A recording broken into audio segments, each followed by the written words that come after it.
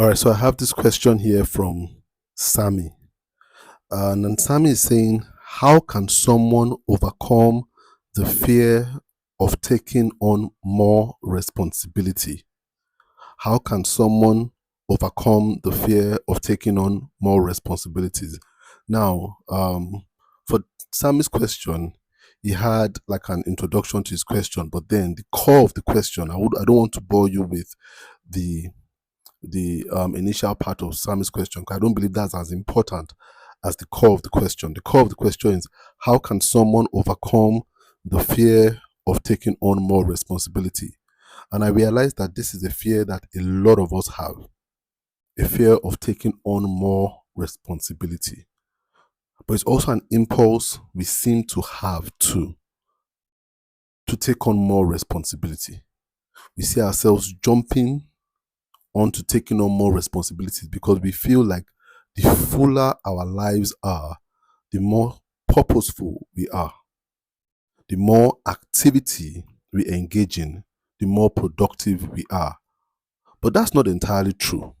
So to answer Sammy's question, how can one deal with this fear of taking on more responsibility? I will tell you a story. And this is my personal story. And I want you to listen because it's all going to make sense at the end of the day. I'm going to put it in context in answering Sammy's question. Now, a while back, I woke up in the morning and I realized that my female dog, I have two dogs. One is a male, one is a female. The female is much younger than the male. I realized that my female dog had thrown up all the food she ate the night before. She had thrown up all her dinner. And that happens from time to time with dogs. Sometimes they might eat the food you give them and then they go scouting around the house and eat something that really upsets their stomach. Now, they will throw up every single content just to get rid of that thing that's upsetting their stomach. So I wasn't too thrown off by this. This is not something that I would say is particularly new, a dog throwing up his food. But then as I'm normally in the habit of going around every morning because during the course of the night, they go around the compound and do their toilet duties. And I went around just to clear up all they might have done around the compound that night. And I realized that not only had my female dog thrown up all her food, but then she was also having a case of diarrhea. Terrible case of diarrhea. So this worried me because I realized that I know that it's not a good thing for anything to be losing water from either ends. You understand? Either from the mouth or from the rear. But this seemed to be happening to the dog. So I knew that she would get dehydrated very soon and get very weak. Because this was too much. I realized that this had happened too much over the course of the night while we were sleeping. So I called my vet and I told my vet what I had noticed. And my vet told me, okay, it was pretty early in the morning, but my vet told me once they open up shop, they're going to come over and have a look at the dog and give dog some drugs. So early in the morning, the vet came over, gave it a shot for any bacterial infection it might have, and also something to stop the diarrhea. And then the vet left and said I should just monitor the dog and make sure that it's not throwing up anymore. And I realized that after a couple of hours, it threw up again and was still having diarrhea. So I called the vet again and said, this thing hasn't stopped. And it's about 2-3 hours now. And the vet recommended that I give it ORS so that it can replace its electrolytes. And so I made ORS for it and it tried to drink it. But then it was still throwing up. So about night, I realized it wasn't even eating anymore. It had stopped eating altogether. So I told my vet and my vet said she will be there the next morning. So the next morning, they came and gave it some shots again, and I stayed. I was with it. I was every 30 minutes. I'll go out and look at the dog and see how it's doing, but it wasn't improving. It wasn't improving. At a point, it couldn't even get up to drink the ORS water, and it was at this point the breathing was very labored. It was breathing heavily. It was almost gasping for air. So I called the vet and I said, "This thing is not eating, is not drinking water." So the vet told me, "Put it in your car and bring it to the clinic, because they would have to give it some IVs. They have to give it some drips, what we call drips, intravenous. They have to give it all the drugs through the veins. So I had to take IVs. So I took it to the vet clinic, and it was given about two drugs through its vein, through an IV. And I was asked to do this for the next 3 days. It had to be taking these IV drugs for the next 3 days. So for the next 3 days, I had to drive my dog to the vet clinic, and I was taking this IV injection. And by the end of the third day, the dog was back to its activities and was much healthier and was eating, and it came back to full health. Came back to full health. Now, some days ago, a friend of mine called me and told me that he had noticed his own dog was ill.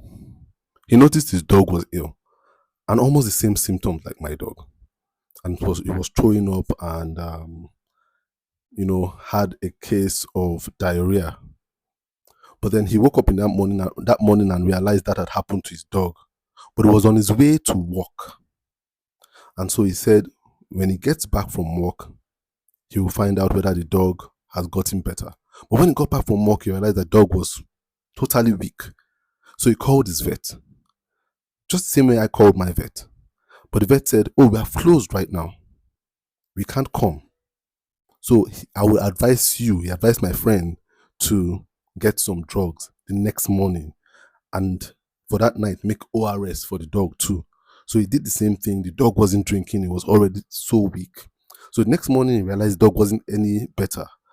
And he had to go to work too. So he called the vet and said the vet should come around in the evening when he's back from work, so that he can have a look at that dog. So the vet said, "When you get back home in the evening, give me a call, and I will make sure I stay back to come and see your dog, even though we are meant to have closed by the time you close from work. But I'll stay back to have a look at your dog."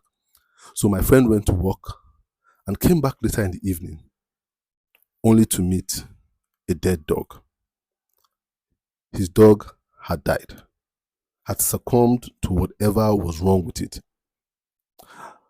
Now, when my friend told me this, I realized that his dog was not so different from mine. The conditions were pretty much the same. They were both going through the same symptoms of vomiting and diarrhea. But then one survived and the other died. Now, when you look at both stories, when I look at it closely, you come to find out that the biggest difference between me and my friend was the time I had to dedicate to my dog. The freedom of time to sit down and say, let me watch the improvement or the decline of the condition of this dog and report everything I see per time to the vet. My friend didn't have this opportunity. He didn't have the luxury of checking out for his dog from work. He only had to come back from work in the evening and hope that everything would be okay. Now, why am I telling this story? Because time The gift of time is one of the biggest things that we have. Time.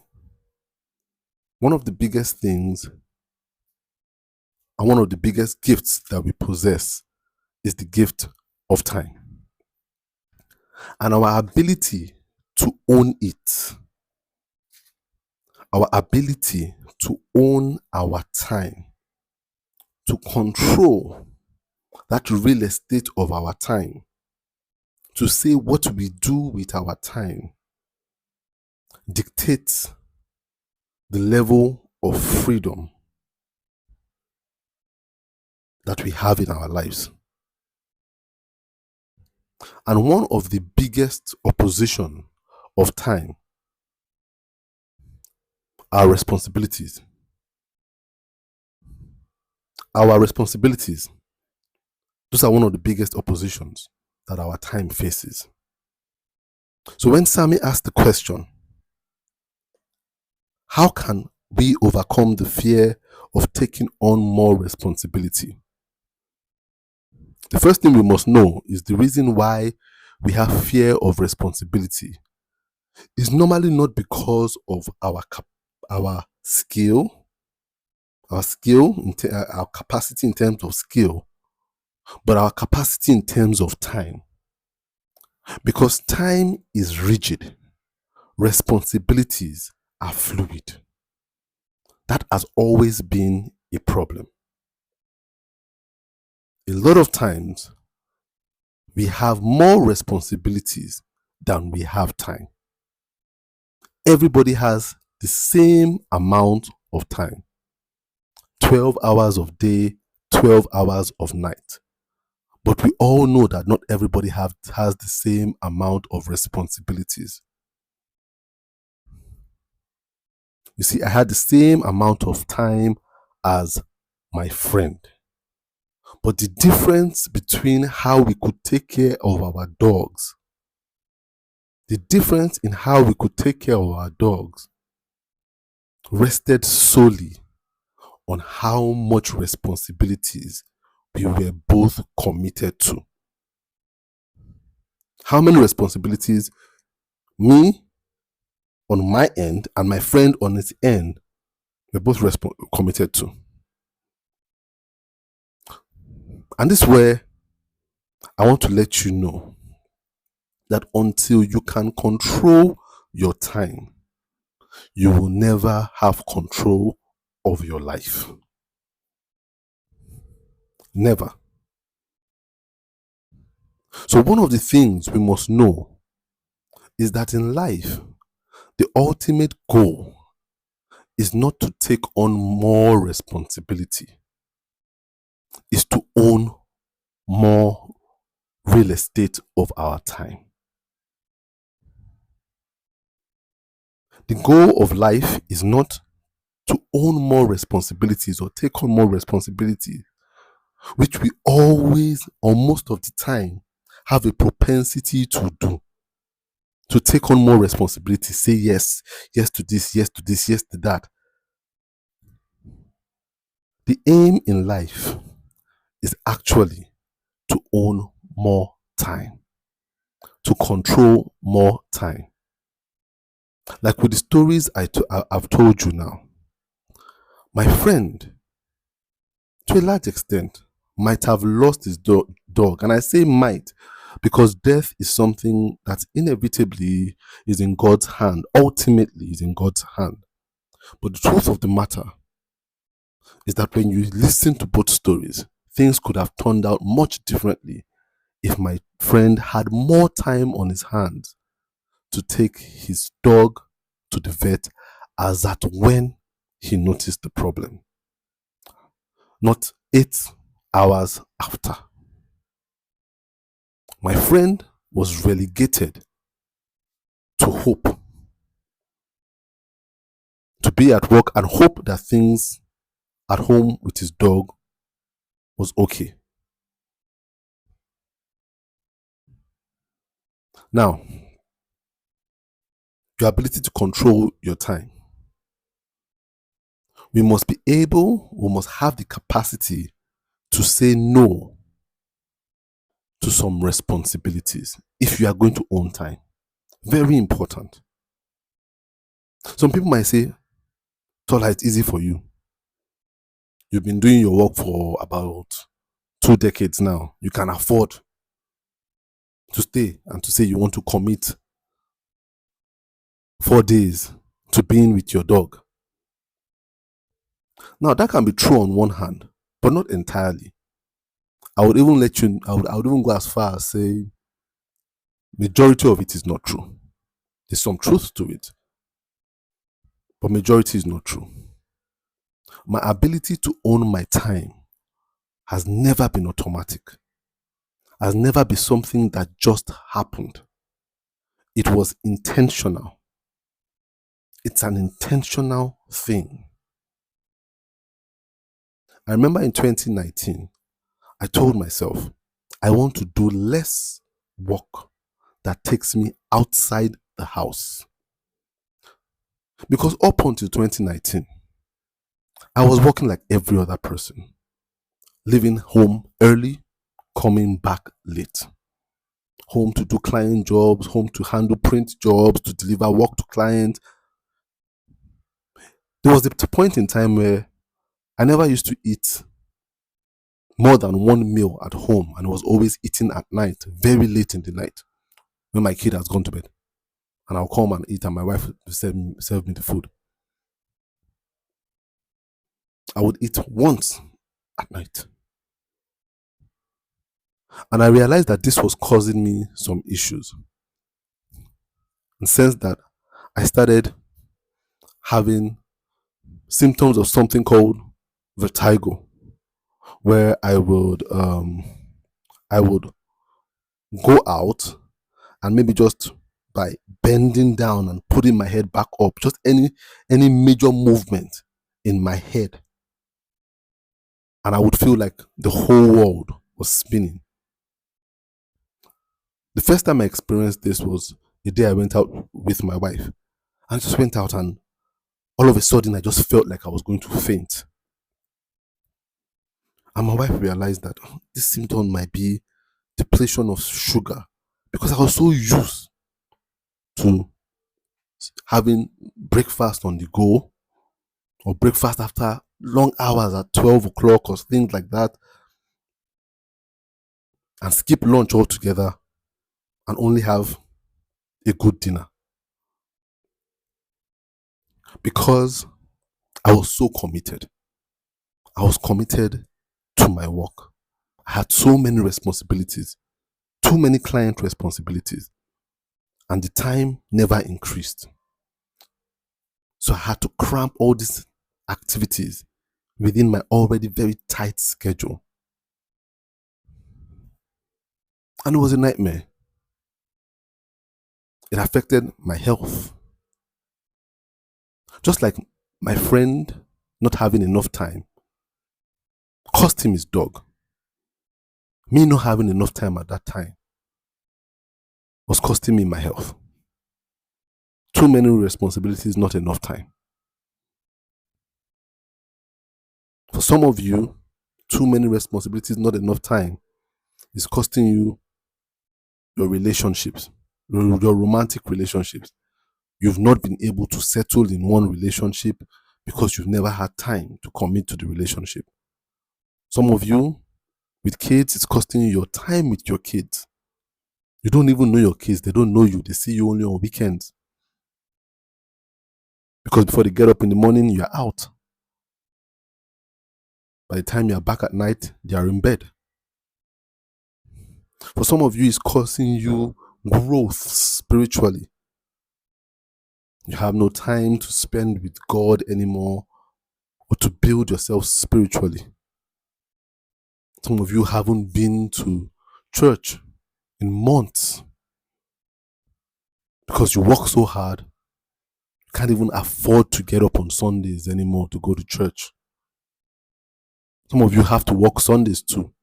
So you haven't gone to church. Some of you have not gone to church more than twice this year. Some not at all. And you can already feel your life in kind of spiritual decline, not had any form of fellowship.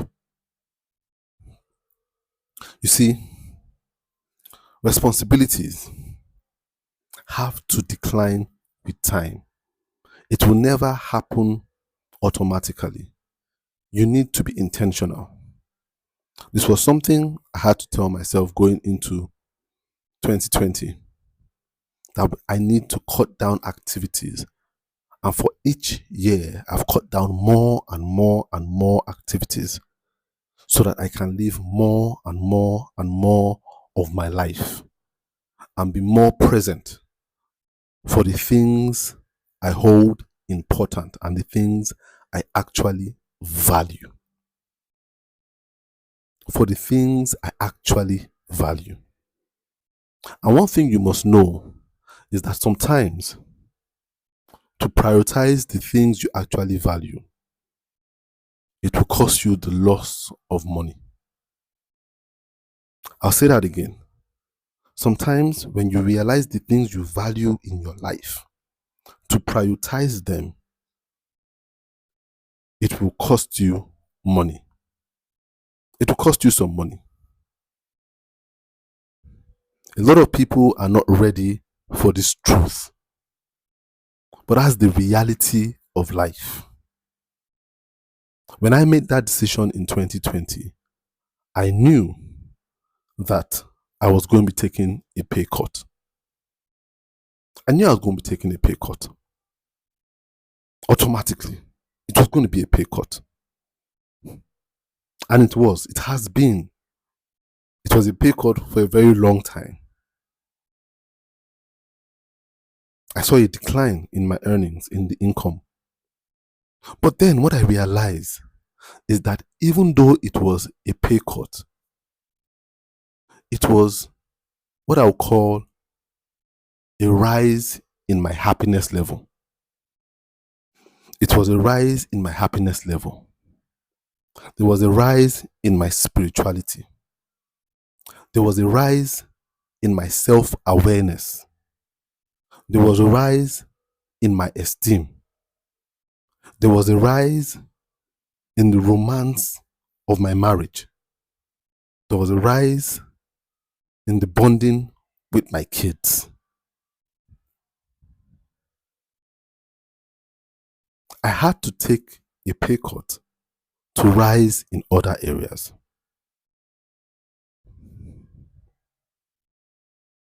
So, Sammy, how can we overcome the fear of taking on more responsibility? The only way to overcome the fear of taking on more responsibility is to embrace the concept of owning more of our time. You must see the value of your time. It's only when you see the value of your time that you will realize that you do not need to take up more responsibilities. You need to shed more. You need to shed more. You need to shed the responsibilities that do not allow for the values that you have. For those things you value, you need to start shedding and making more room for what you value.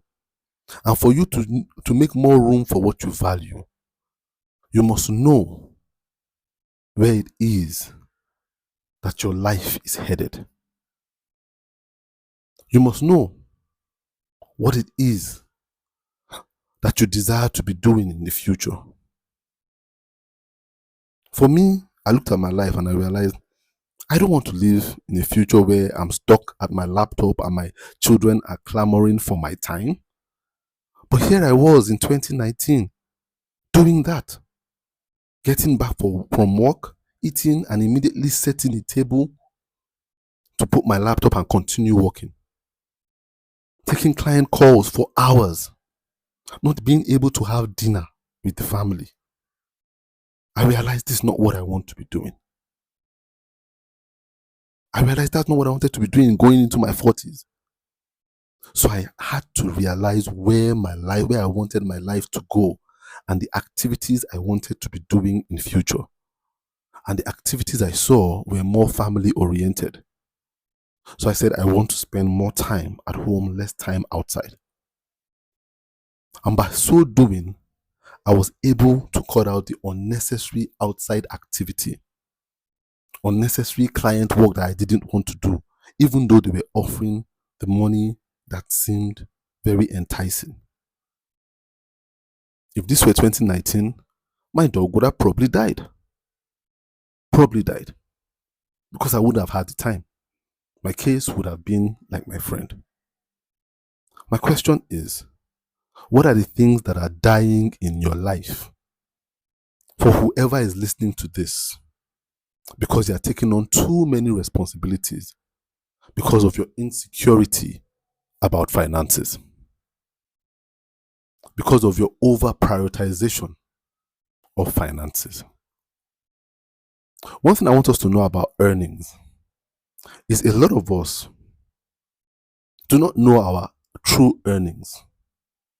All we know is the amount we are being paid per month or per project. But that's not your true earnings. That's not what you truly earned. That's just what you were paid. There's a difference between what you earned and what you were paid. If you really want to know what you earned, you must subtract what you were paid from what you had to forego. I'll say that again.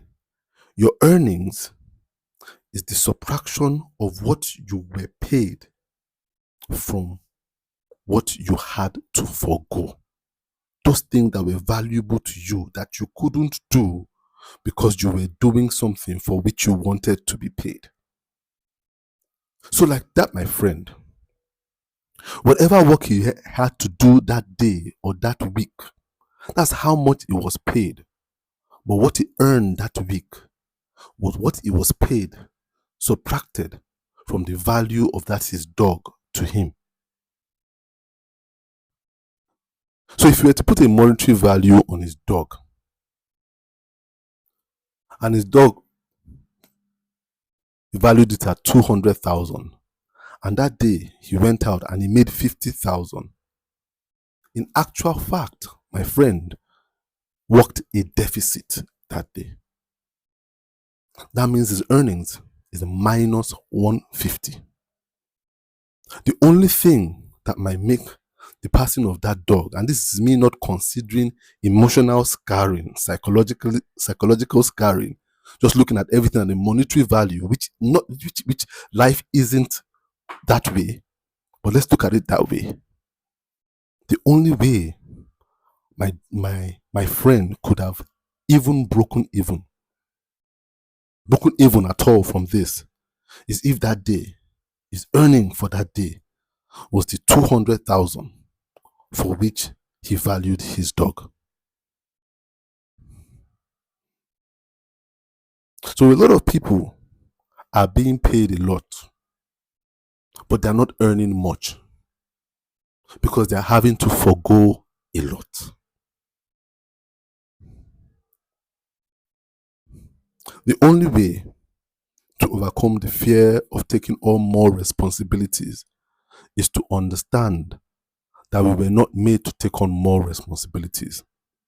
We were made to narrow down our responsibilities with time and choose which ones are important, which ones are truly important to us. Because time will not increase. Time is rigid. And so with time, there's always the problem of what can I pack into this suitcase called a day.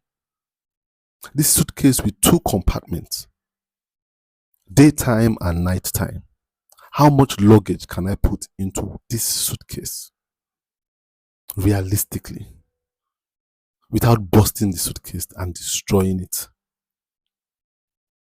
And sometimes the difference is saying, I don't need this thing. I think I prefer this. I value this more than I value this. So you must always pack in what you value first. And whatever remaining space is what you can allocate to the things you don't really value. So think of it. What are your responsibilities costing you? Costing you your rest? Is it costing you your sanity? Costing you your peace? Costing you your health? Costing you your relationships? We were not meant to take on more responsibilities. What we need to do is to truly sit down and analyze and see which responsibilities we really want to take on that allows us to own more real estate of our time. I hope this answers your question, Sammy. The fear of taking on more responsibility only comes from the reality of knowing that we do not have all the time to take on more. The objective in life is to take on less. As we grow older, we must intentionally think of stripping down our lives, not accumulating more. It's stripping it down more. Choose which friends are true friends that are worth an investment of your time. You need to choose. You cannot have 50 friends anymore. Too much responsibility. 50 friends? I mean, throughout the year, you need to make time for 50 birthdays, 50 helping people to move from one place to another, 50 times at least spending time on a phone call talking to people, 50 marriages, 50 funerals of parents, of elderly ones, 50 trips you might need to take that you don't really have the time to take. Sometimes you need to strip down to 5 friends from 50. 5 that truly, truly understand you and align with your values. Those are the friends you can go all out for. 5. Sometimes there are 2. Doesn't make your life weaker. Sometimes it just makes your life clearer and makes your life more productive. I hope this helps to answer Sammy's question and also helps to give someone out there a good amount of clarity.